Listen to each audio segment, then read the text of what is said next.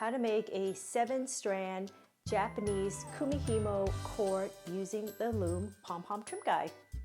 What you need are your Loome pom-pom trim guide, scissors, and 7 strands of any type of yarn. Here I'm using an Aran weight yarn in various color, cut to about 2 feet, and I have 7 strands here. Okay, so let's get started.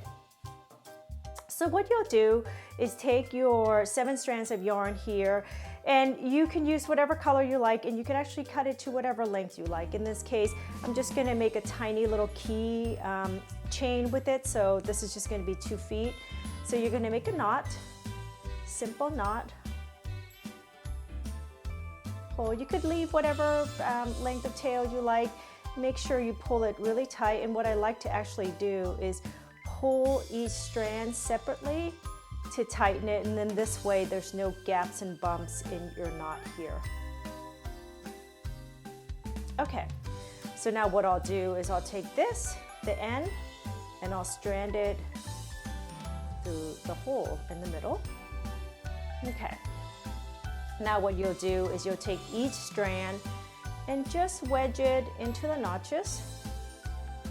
Okay. I don't have any type of order since I'm actually using 3 colors here.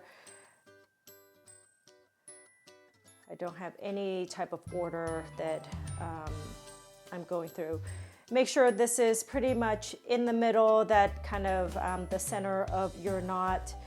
And then, you know, not leaving any slack, just making sure the end of the knot there is just flush against the top of the tool here. Okay, so what you'll see here, we have 8 notches all together, and 7 of them will be filled with yarn. Make sure they're pretty tight in there. This is not your kind of typical disc that has kind of a slit, so this could come loose. So just make sure every time you wedge in a knot, just make sure it's pretty tight. Okay, so now we're gonna get started. So what you're gonna do is you're gonna look for this empty notch and have it point towards you, or at 6 o'clock basically.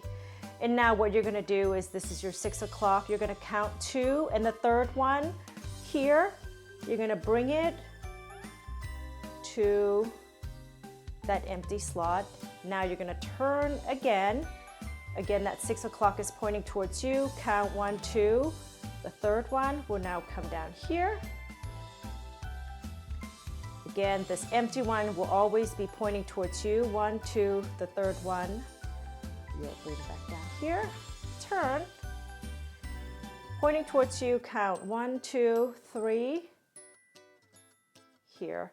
And you know, once in a while, just make sure that all of your strands aren't, you know, tangling together. So just, you know, take your hand and lightly, gently brush them out, and then you'll be fine. Again, let's do it 2 more times. Again, pointing towards you, 1, 2. Take your third one, bring it down. I'm gonna turn the blank one pointing towards me. 1, 2, the third one will come down. Okay, so now you're gonna repeat this until you get the cord to the length that you like. And then I'll show you how to end it.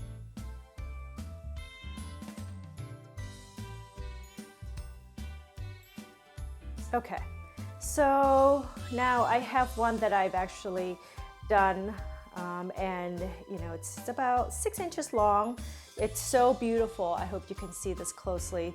We'll post some pictures up as well, but it's just a really, really beautiful cord that you could use as a necklace, as a bracelet, attach it to the key or whatever. Okay, now to end it, what you do is you'll take all the yarn out of all your notches, pull that through, set that aside. So now what you'll have is this cord, and all you have to do is tie a knot to close it. And I would do it the same way as you do at the beginning, which is once you have your knot, take each strand and just pull it so that they close really nice and tight. And what you'll have is kind of a smooth knot that's been locked in. Okay, here is your Kumihimo cord using the Loome pom-pom trim guide.